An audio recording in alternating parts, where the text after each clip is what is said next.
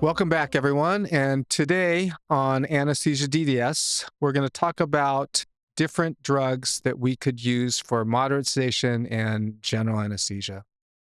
Today, again, we have Dr. Sunil Patel back with us. So we appreciate you being here, Sunil. Thanks for having me back. First drug that we're going to talk about is Dexmedetomidine. hmm This is a drug that has gained a lot of use lately. It's been very popular. I've had a lot of questions regarding it in its use with procedural sedation, moderate sedation, as well as general anesthesia. So tell me what is Precedex? So Precedex is an alpha-2 agonist. So Okay. it's in a similar classification to, say, clonidine, which has been around for a long time. Okay. It's going to be a lot more potent than clonidine, though. So Okay. it can be used in terms of procedural sedation. So in the hospital, sometimes we'll use that as a sole agent to provide sedation, but we can also use it at lower dosage as an adjunct for, say, a moderate sedation. And you said an alpha agonist, right? Alpha 2 agonist. Yes. And that we have those Yes. everywhere. Yeah, exactly. So receptors are all over the body. So it is definitely in the central nervous system, but also in the cardiac system as well. So it does have some side effects in terms of it can affect heart rate and blood pressure as well. Again, not necessarily a bad thing. No, depending on what you're trying to achieve. And some of the other areas where effects that it provides, what other things do we get? So you can get actually some good analgesia from it, from the spinal cord, and you will have some effects on the kidney itself as well. So it provides analgesia. hmm It provides bradycardia, hypotension, sedative effects, Yeah, you're going to get some sedative effects from the alpha-2 agonist as well. and not predictable amnesia. No, so we were talking about last time with the benzos and the opioids, you get a lot of that anxiolytic and the amnestic effect from the benzos. You get a lot of that analgesic effect from your opioids. You're not going to get very predictable amnestic effect from your alpha-2s. So it almost sounds like almost the perfect drug. Yeah. Anxiolysis, analgesia, sedation, can have some anti-shivering, no respiratory depression, but we'll talk about the Yeah. respiratory obstruction that it does produce. Mhm. So wide-acting drug because of the receptors being in different areas of the body, but almost a perfect drug. Yeah. So let's talk about some of the negative things that it would do. Mhm. So in terms of respiratory depression and respiratory obstruction. Now, everyone that I talk to when they're interested in this drug tells me, oh, but it doesn't produce any respiratory depression. Although that's true, Yes. it does produce a significant amount of respiratory obstruction. And as we know, we can get apnea from obstruction or depression. Mhm. So tell me about the respiratory obstruction with Precedex. Right. So we talked about last time about the opioids effect on that CO2 response curve and how that causes that respiratory depression. So this alpha-2 agonists are not necessarily going to cause a similar respiratory depression in terms of decreasing your respiratory drive, but it's going to make you more relaxed and decrease that muscle tone in your upper airway. So especially with somebody who has a large, thick, heavy neck or is in a higher BMI, they're going to get a lot more soft tissue obstruction. So even though they want to breathe or trying to breathe, a lot of that soft tissue is going to prevent them from exchanging gas. Which I think sometimes is even more dangerous because now we have to do something physically to relieve them of that obstruction. So again, let's talk about how would we use dexmedetomidine? How does it come? What can it do? And when would we use it? So it's going to come in a highly concentrated form, 200 micrograms per ml. You can buy it in a 4 microgram per ml Okay, great. pre-diluted. I think I'd form. recommend that one. Yeah, exactly. So 'cause it's 4 gonna be a lot. micrograms per ml. Yes. And how much would you use at a time? How long do we have to wait? What else does it do with the other drugs? So I would typically give it 4 to 5 micrograms at a time, but I would wait probably about 5 minutes before each individual dose. So you'd wait at least 5, possibly 10 minutes Yeah. before administering this drug. Yeah. And very hard to titrate then, Yeah. right? So So, we're not, especially in dentistry, we're using it as an adjunct, say, per se, to moderate sedation. I wouldn't be using it as a sole agent. So it's going to augment my other drugs that I'm giving for, the analgesia and the amnesic effect and the anxiolysis. So it would also be giving the midazolam as well, and then adjunct this on top of that and have a synergistic effect. and why would I use it as an adjunct? Yeah, because Why? good question. So it can actually help reduce some of the other medications that I need to give. So if I'm using it in conjunction with, say, a benzodiazepine, I can reduce my benzo dosage requirement to get into that therapeutic range by like up to 80%. I can also reduce my opioid requirement by up to 50%. And so some of the effects that it produces, hypotension, bradycardia, like we mentioned earlier, Mhm. aren't necessarily a bad thing. So one of the things that I like about this drug Mhm. is that on patients that maintain a higher heart rate, 90, 100, I could administer maybe up to zero point 0.2 micrograms per kilo. That's Mhm. about the most that I would use for moderate sedation, 0.2, 0.25 micrograms per kilo, in conjunction with the other drugs. And I can bring that heart rate down, Mhm. but it's significant. So the titrating dose, 4 micrograms, should really be administered and wait for 10 minutes Yeah. for those effects Yeah. to Yeah. maximize. You definitely want to wait until you get to that peak effect to know, how much respiratory or how much cardiovascular depression that you're going to get. And reversal agent? Yeah. So unfortunately, there's no reversal agent for this dexmedetomidine. So once you give it, it's given, and you can't really take it back. You can't reverse And it. so this drug primarily used in critical care, Mm-hmm. in the ICU. ICU. Mm-hmm. It's been approved for procedural sedation. Mm-hmm. Uh, the studies have been primarily with dexmedetomidine in and of itself, Yeah, as a right? sole As agent. a sole agent, which we aren't going to do here. Yeah. Different reasons we wouldn't do it. One, too much respiratory obstruction, Mhm. and of course, no amnesia. But for me, what I like about it is if we give a midazolam and we have given an opioid and patients just aren't doing great with their moderate sedation, I can add just a little bit of dexmedetomidine. Mm-hmm. It can tend to smooth out those patients again, in particular on those patients that are tachycardic Mm-hmm. with a high heart rate. Mm-hmm. Again, used in very minimal doses. I would say I don't use it, but 20% Mm. of my moderate Yeah. sedation cases. And it's a drug where if I'm concerned about patient selection Mm-hmm. and not a good airway, I can't reverse it. So I wouldn't use it on a patient like that. Exactly. Yeah. So So like we talked about before, that soft tissue obstruction. So if you are anticipating kind of any kind of airway issue, it may not be the drug of choice to. yeah, so if I'm anticipating any airway issues, it's one, light sedation, Mm-hmm. right? Minimal sedation, even if we're doing an IV. Mm-hmm. And I would rely on drugs with a reversal agent. So again, a very limited use, very useful, Mm-hmm. provides a lot of synergy with our drugs. And again, it could be used as a drug that for someone that doesn't want an opioid. Yeah. We have fentanyl crisis. Yes. We have the history of abuse. Lots of parents of teenagers Mm-hmm. out there not wanting us to use opioids. Mm-hmm.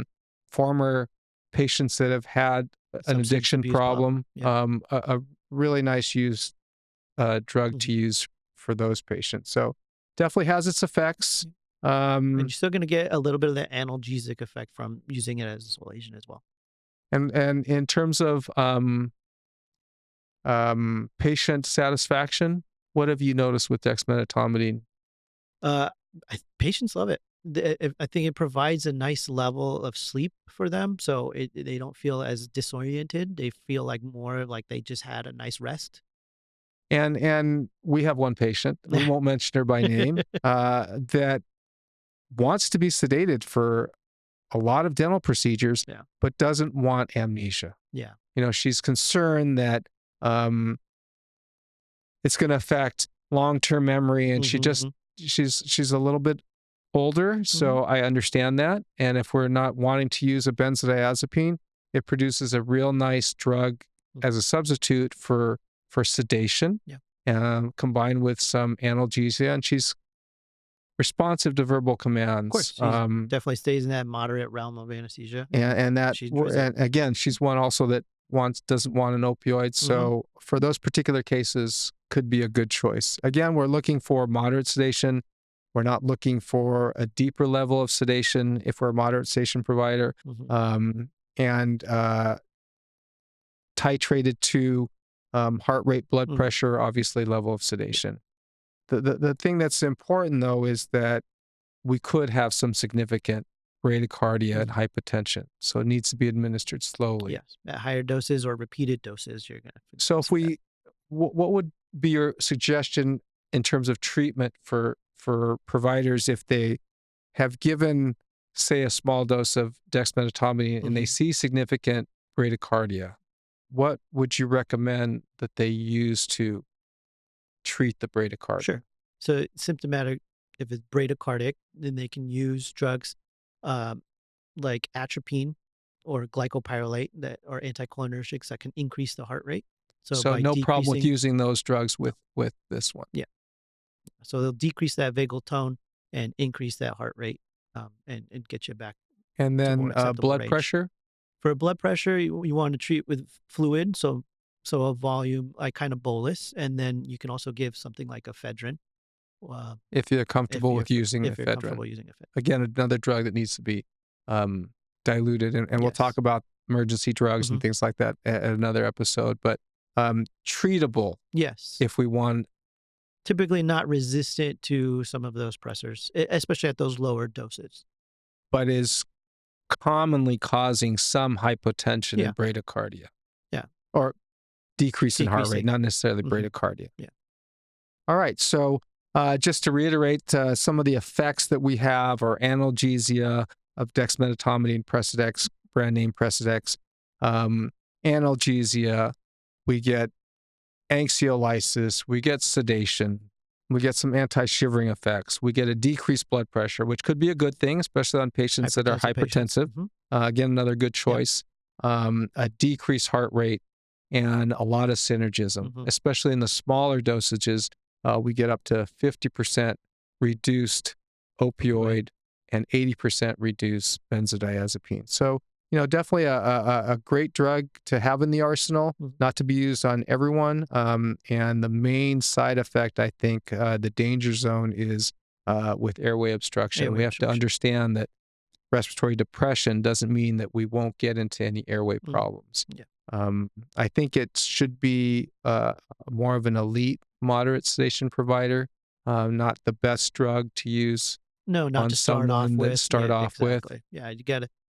Yeah, that wouldn't be my first go-to. The gold standard is going to be that midazolam and an opioid that we talked about last time. But this is definitely, if you wanted to add another tool to the tool belt, this could be an option for you in the future. And there's argument that possibly some drugs that don't have a reversal agent shouldn't be used for moderate sedation. Yeah, there's actually certain states that prohibit you from using it because it's not reversible. So you would have to check with your state's local regulations and make sure that it would be an acceptable drug for you to use in that state.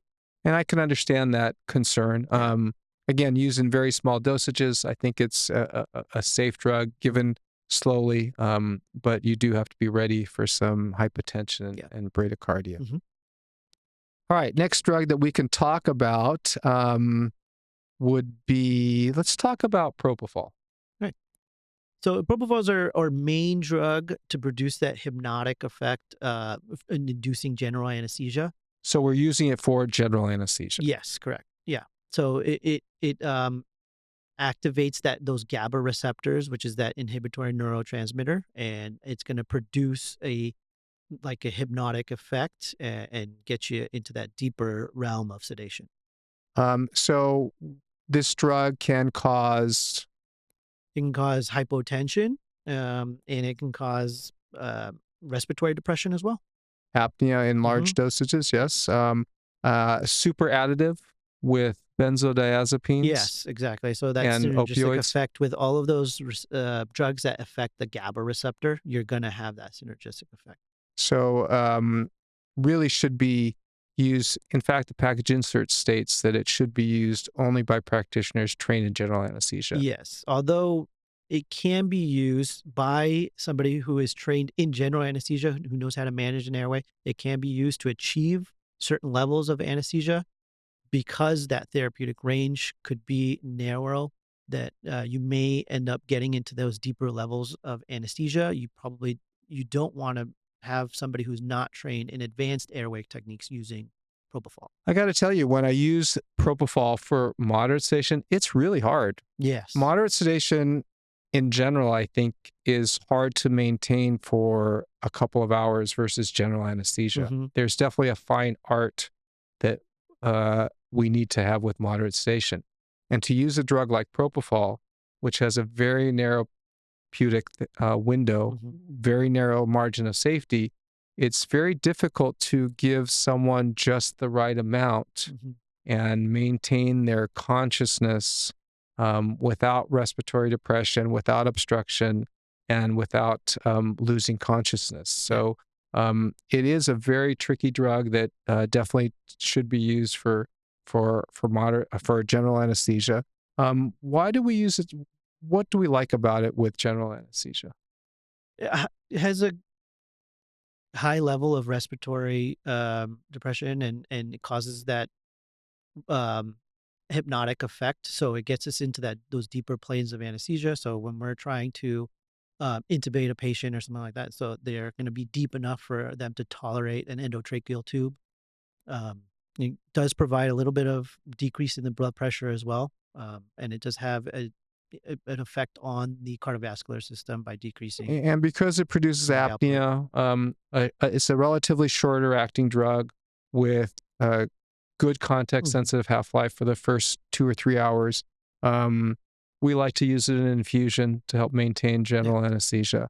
But yeah, it has some really, really nice effects for general anesthesia.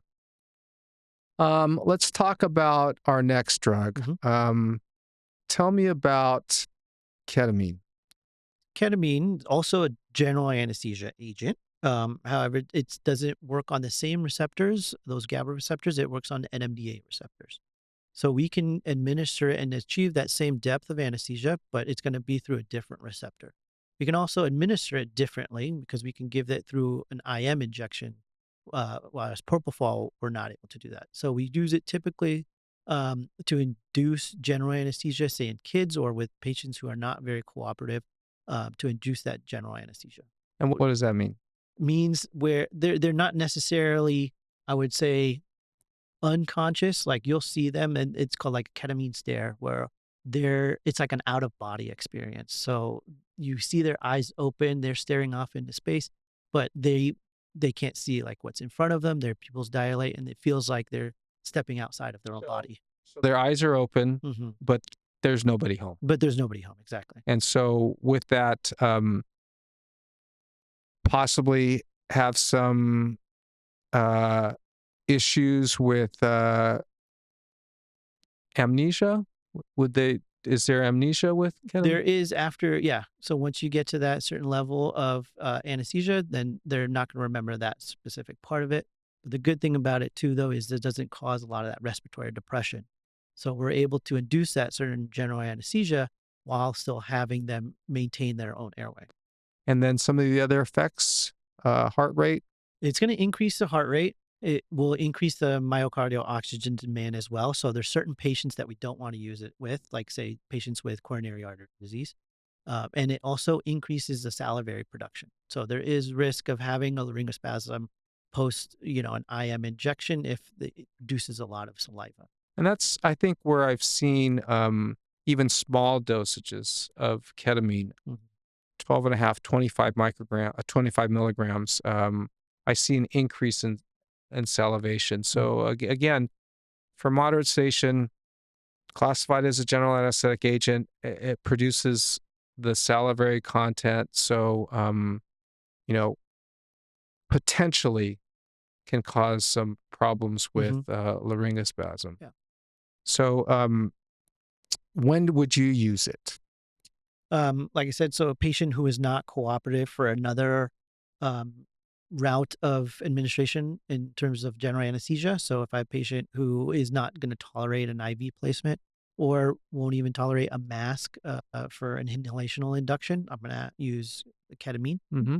If there's a patient where cardiovascular, I don't think that they will tolerate the sevoflurane or a halogenated anesthetic. I could induce a kind of cooperation level where I can then start an IV and then continue on with my induction of general anesthesia. Okay. Does it have any other effects? Yeah, great analgesic properties. So it does attach to those kappa opioid receptors. So it can produce good analgesia as well. And then I love it for asthmatic Mm, patients because it produces some significant bronchodilation. Because of the sympathomimetic hmm effects, we do get also a good amount of bronchodilation for our asthmatic patients. And really, the major side effect that I see is a lot of salivation, hmm um, and also for geriatric patients, sometimes or young children, hmm some bad dreams during Yeah, the you anesthesia. can have some emergence delirium, as they call it. So, it kind of that out of body experience. They can wake up still in that kind of state, and so they won't necessarily know where they are, where they aren't. It makes them a little bit more agitated. Okay, so the next drug, that class of drugs we can hmm talk about are some inhalational hmm anesthetics. The first one, I think, nitrous oxide, and I'm sure all of us have heard, if not used, nitrous oxide in our practice. Also in dental school, as we're learning nitrous oxide, I received nitrous oxide, and it does produce some nice analgesia. What? Tell me some of the effects, and how would we use nitrous, and what are some of the things that maybe we should be aware of? Yeah, so nitrous is a great drug that I'm sure that most of us are familiar with. It provides some great anxiolytic effects and some mild analgesic effects, and very titratable. So we can. It's a very low soluble drug, so we're able to put it on really fast and then remove it really fast as well. So low solubility as it gets into the lungs, rapid onset, hmm rapid offset. We do get some analgesic effect. I've heard that up to 15 milligrams IM morphine is analgesic to about 40% nitrous oxide, and also mediated by the release of endogenous endorphins. hmm So the action of nitrous can resemble morphine, hmm and actually the analgesic portion has been um, theorized to be also antagonized by naloxone, Naloxone. opioid hmm antagonists.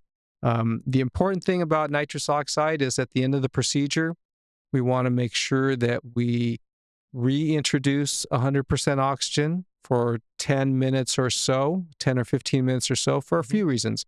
One, to remove the nitrous and allow the patient to come back to 100 to a conscious level, 100% conscious level, and also to avoid some diffusion hypoxia, so that as the nitrous gets pulled out of the bloodstream, oxygen can follow, leaving a void.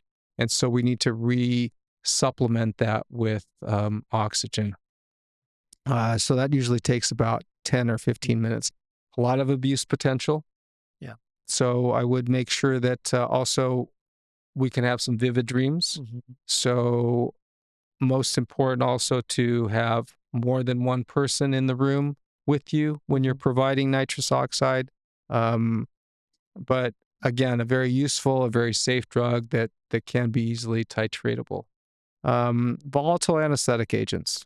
Can you talk to me about our hmm volatile anesthetics? Yeah. So our typical volatile anesthetics are all halogenated agents. They're all have a very low vapor pressure, so it's like they're a liquid. But as we pour air over them, they kind of evaporate and they turn into more of a gas. So they're used in vaporizers. So we pour the liquid into a vaporizer, and then we can titrate how much oxygen we want to throw over that liquid and how much we're going to pull into the gas form. So that's how we titrate So the in our effects. vaporizer, we can dial in Yes, the the percentage. percentage of that they're going to inhale. So primarily in anesthesia, we're using sevoflurane Mm-hmm. and isoflurane. Can you Yeah. discuss the differences a little bit Yeah, between the two drugs? sure. So originally we started with like, say, halothane, and then we've progressed to iso, now sevo, and now there's even desflurane. And they all kind of differ in terms of their properties, in terms of potency and their solubility. So when we talk about solubility, the lower the solubility, the faster the onset and the offset. So if we're comparing the sevo and the iso, sevo is going to have relatively faster onset and relatively faster offset versus the iso, which is going to be a little bit slower.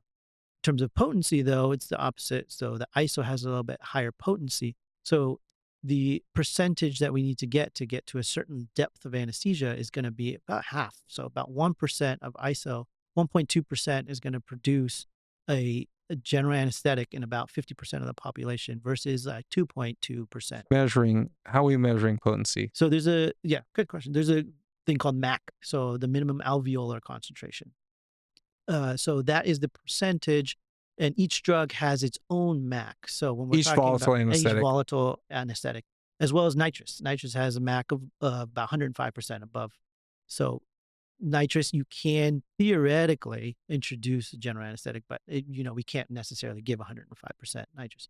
But for the most part, when we're using ISO and the SIVO, we're giving a certain percentage that's going to give us a certain MAC, and that MAC is the 50th percentile of the general population that it induces general anesthesia.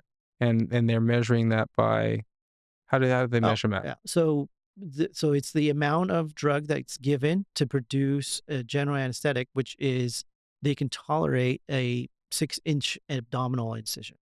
So I don't know who thought of that Yeah, I one, know. but yeah, Who is that's testing that theory? but and that would be 1.0 MAC. Yes. Yeah. And we can dial in a higher MAC. Yeah. So there's that MAC, that's that ED 50, but then, that's just the 50th percentile, right? So there's also half of the population that's above that. So if we want to get like that 1 or 2 standard deviations above to get to that ED 95 that takes care of most people, we would probably have to go to about 1.3 MAC. Okay, so 1.1, 1.2, up to 1.3. Yeah. And then some of the reasons we would use a volatile anesthetic produces nice bronchodilation.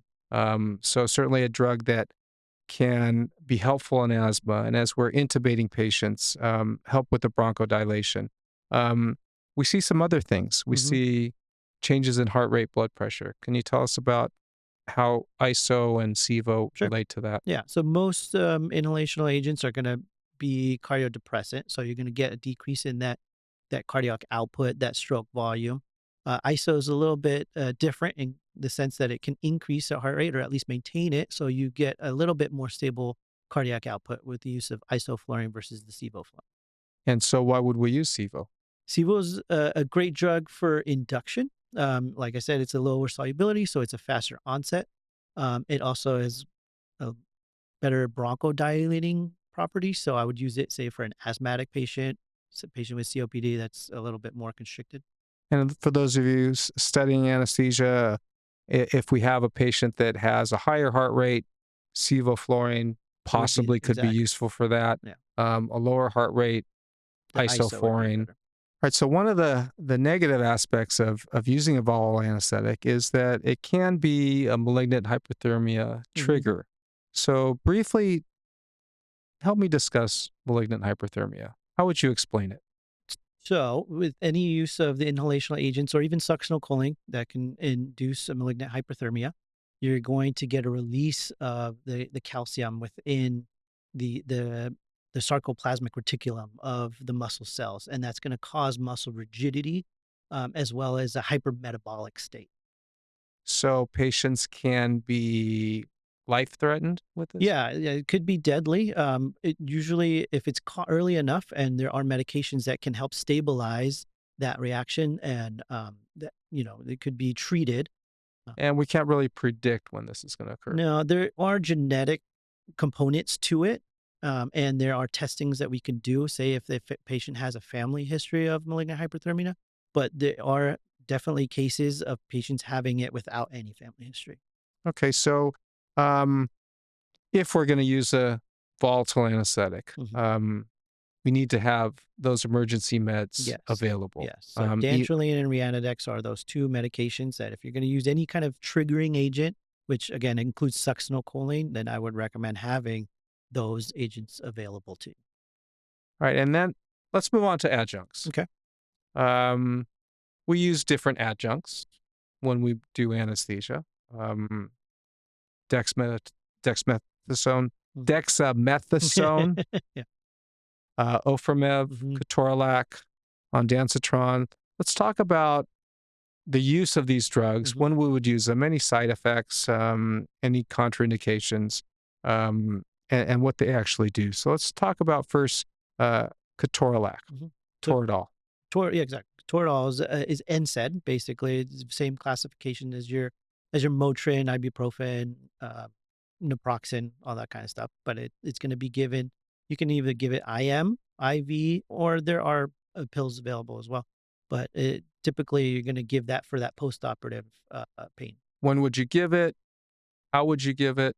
How much would you give it? Typically, for an adult, I would be giving about 30 milligrams IV towards the end of my case. Again, because it's an NSAID, it can potentially cause some bleeding issues. So you want to be careful with its use in like surgical procedures, especially if you're not sure about the coagulation of the patient. And geriatric patients, same amount? Yeah, I would definitely reduce. So it is a nephrotoxic drug, like all NSAIDs are, but this is going to be more concentrated. So I would definitely reduce that dosage to about 15. If you're going to give it to an IM, you can increase that dosage to about 60 on a healthy patient with no renal issues. And when would you not use it? And how long do you expect it to last? So again, for anybody with any kind of renal insufficiency, it would probably not be a good drug to use in terms of your analgesia profile. I would stick to more medications that are not nephrotoxic. Safe in patients with asthma? So does, again, like NSAIDs can cause some bronchoconstriction as well. So that's another consideration. So if a patient can tolerate ibuprofen, then they should be fine having the Toradol. And how long do you expect that to last in terms of analgesic? About 6 hours. So Yeah. instructions to patients. No NSAIDs for at least 6 hours after I give them. I typically will know the time that I gave the Toradol, and I'll tell them when they can start their other NSAIDs. So and if patients they need something before that, if they need something before that, then they can take a Tylenol or something. And patients, again, that we have to be careful. Geriatric patients, kidney disease, asthmatics, also patients with GI bleeding, peptic ulcer disease, we have to be careful of. All right, and on to our next drug, which we can use instead of or in addition to ketorolac is Oframev. So what is Oframev? Oframev is the brand name for Tylenol, acetaminophen, basically. So acetaminophen in liquid form. So we can give that through an IV, 1,000 milligrams, and then you can give that as an adjunct to your ketorolac or in substitution form. And you're going to give 1,000 milligrams, boom, or is it? No, you would definitely want to titrate that in. We usually hang kind of a bag and titrate that in. So over how long a time? Usually about 15 minutes. Okay, and then the dose? Depending for an adult that's of above 50 kilos, 60 kilos, I would give 1,000 milligrams. And then we not to exceed 4,000 milligrams over in adults. Yeah. And then any contraindications? So if they've taken Tylenol over the counter, then they should be fine taking it. If they say that they have an allergy to Tylenol, definitely, obviously, it's the same classification. And any issues with? Just like Tylenol, if they have any liver issues, it's going to be a contraindication. So if we have liver or kidney issues, we're probably stay away from Oframev as well as ketorolac. Yeah. Dexamethasone. Tell me about Yeah. dexamethasone. So corticosteroid, great for anti-inflammatory effects. So it's best used before any kind of inflammatory event, so like a surgical procedure. But it also has great antiemetic properties as well. Any concerns with dexamethasone? It does as a steroid, it can increase your serum glucose levels. So anybody who's diabetic, you probably want to check what their glucose levels are before. Um, its preparation, some of them include like a sodium bisulfite, so may have an allergy to that medication. All right. And then given prior to any surgical stimulation, typically give very slowly. Yes. Patients can have a little bit of perineal discomfort.